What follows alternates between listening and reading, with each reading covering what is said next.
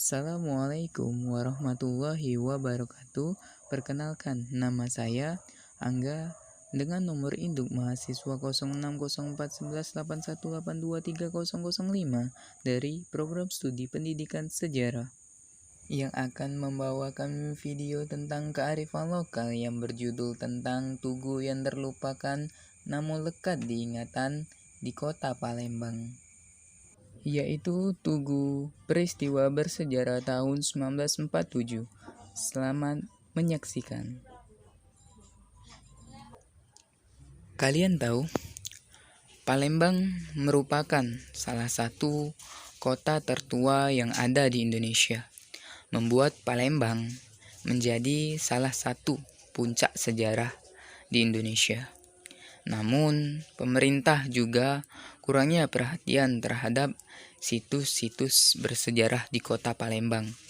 Terjadinya pembangunan sana-sini membuat keasrian dari situs itu sendiri menjadi sia-sia dan kerap ditinggalkan pembangunan tersebut, dan setelah itu tidak terurus, dibiarkan begitu saja. Padahal kalau tidak adanya sejarah itu sendiri, belum tentu adanya Palembang pada saat ini. Karena kejadian atau peristiwa masa lampau itu yang membuat adanya Palembang pada saat ini. Ini menjadi perhatian kita. Jangan sampai anak cucu kita nanti dan kita sendiri itu bahkan buta akan adanya sebuah sejarah. Karena tergerusnya arus globalisasi yang menjadikan Palembang sebagai kota metropolitan, yang salah satunya yang terlupakan namun lekat diingatan, yaitu Tugu bersejarah 1947 di kota Palembang. Ini yang menjadi tempat bersejarah, yaitu Perang 5 Hari 5 Malam di kota Palembang. Tidak hanya Ampera, Monpera, bahkan Benteng Kota Besar pun, Tugu peristiwa sejarah ini merupakan menjadi salah satu tempat bersejarah bagi Palembang, yaitu Perang 5 Hari 5 Malam di kota Palembang. Kita sedikit mengulas tentang Perang 5 Hari 5 Malam di Palembang. Apa?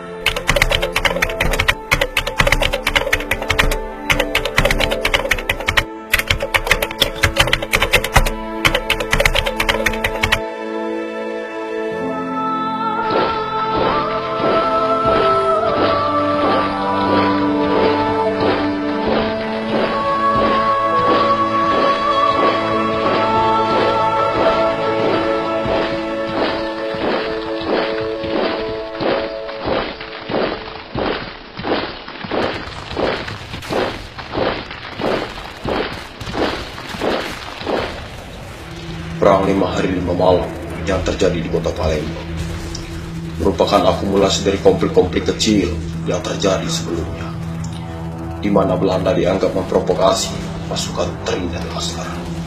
Dua provokasi yang paling menjadi sorotan ialah seorang anggota Laskar yang sedang berjalan di jalan umum di depan benteng Kota Besar ditembak mati oleh pasukan Belanda yang bermarkas dalam benteng Kota Besar.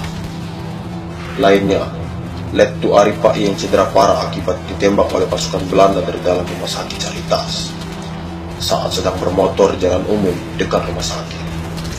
Puncaknya ialah setelah malam pergantian tahun, sekelompok tentara Belanda dalam keadaan mabuk keluar dari benteng Kota Besar, mengendarai jeep dengan berkecepatan tinggi ke arah pos jaga Laskar Pejuang di sekitar Masjid Agung, serta menembaki para penjaga pos.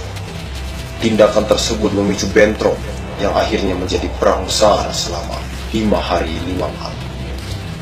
Perang 5 hari 5 malam di kota Palembang terjadi pada tanggal 1 Januari hingga 5 Januari 1947. Perang 5 hari 5 malam di kota Palembang merupakan perang 3 matra yang pertama kali dialami. Perang tersebut melibatkan kekuatan darat, laut, hingga udara. Belanda yang saat itu berkepentingan untuk menguasai Palembang secara total karena tinjauan Belanda terhadap Palembang dari segi aspek ekonomi politik, hingga militer. Dalam aspek politik, Belanda berusaha untuk menguasai kota Palembang karena ingin membuktikan kepada seluruh dunia internasional bahwa mereka benar-benar telah menguasai Jawa dan Sumatera. Perang yang terjadi selama 5 hari 5 malam di kota Palembang berlangsung di seluruh bagian kota lama Palembang yang melibatkan 1/5 kota Palembang hancur lebur.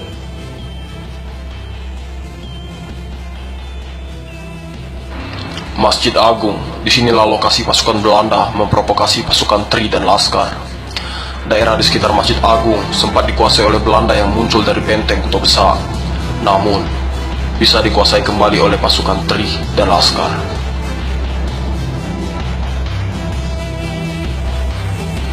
Kemudian benteng Kota Besar, benteng batu satu-satunya di Nusantara yang dibangun oleh Raja asli Nusantara, yang menjadi markas utama pasukan Belanda. Selama perang 5 hari 5 malam, Belanda terkepung di dalam benteng Kota Besar, walau telah berulang kali mencoba keluar menggunakan kendaraan lapis baja. Dan Rumah Sakit Caritas merupakan rumah sakit yang diduduki oleh Belanda untuk menjadi markas pasukan mereka. Letaknya yang berada di atas bukit, di ujung utara kota Palembang, memberikan pasukan Belanda posisi pandang yang sangat bagus. Rumah sakit ini menjadi markas para penembak jitu yang mengincar pasukan Tri dan anggota Laskar. Letu Aripai adalah salah satu korban, dan korbannya yang lain adalah seorang perwira muda, Ajudan Komandan 2 Divisi 2 Subkos, Letnan Kolonel Bambang Utoyo, yang tertembak di daerah Tempurung 1,5 km dari Rumah Sakit Caritas. Pada hari keempat, Caritas terkepung oleh pasukan Tri dan akhirnya mengibarkan bendera putih, tanda merah. Sepanjang 100 meter di selatan Masjid Agung Kota Palembang, tepatnya di Jalan Tempurung, pada tahun 1947 belum ada jembatan Ampera, sehingga tempat itu ada sebuah lapangan luas semacam alun-alun yang dipagari oleh deretan pertokoan di barat dan timur. Lokasi ini adalah lokasi tertembaknya ajudan dari Komandan Divisi 2 Subkos Letkol Bambang Utoyo pada hari pertama perang 5 hari 5 malam. Perwira pertama dari pihak pasukan Tri yang gugur dalam perang besar tersebut. Pada lokasi ini didirikan tugu untuk memperingati perang 5 hari 5 malam. Setelah kalian melihat video tersebut, pertanyaannya, masih adakah yang mau meremehkan para pahlawan dan menganggap enteng sebuah peninggalan? Tugu peristiwa bersejarah tahun 1947 yang terletak di samping jembatan Ampera, 16 Ilir Palembang, di mana kondisinya pada saat ini kalah megah dengan pembangunan LRT. Bahkan tugu ini menjadi tempat kencing bagi masyarakat sekitar. Padahal tempat ini merupakan tempat yang bersejarah bagi rakyat Palembang khususnya. Dan sebagian masyarakat Palembang sendiri bahkan tidak mengetahui patung tugu ini. Sungguh ironis. Yuk, kita sama-sama jaga peninggalan dari para pahlawan bangsa ini dengan menjaga peninggalannya.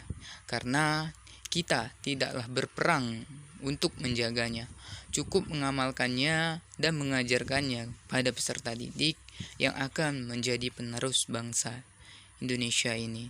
Siapa tahu mereka mempunyai gerakan sebagai milenial yang lebih aktif dalam memperankan sejarah dan dapat mempopulerkan sejarah di kalangan masyarakat dan dunia. Sekian dari saya ucapkan terima kasih. Mohon maaf apabila ada kekurangan dalam video ini. Semoga bermanfaat untuk kita semua. Saya akhiri. Wassalamualaikum warahmatullahi wabarakatuh.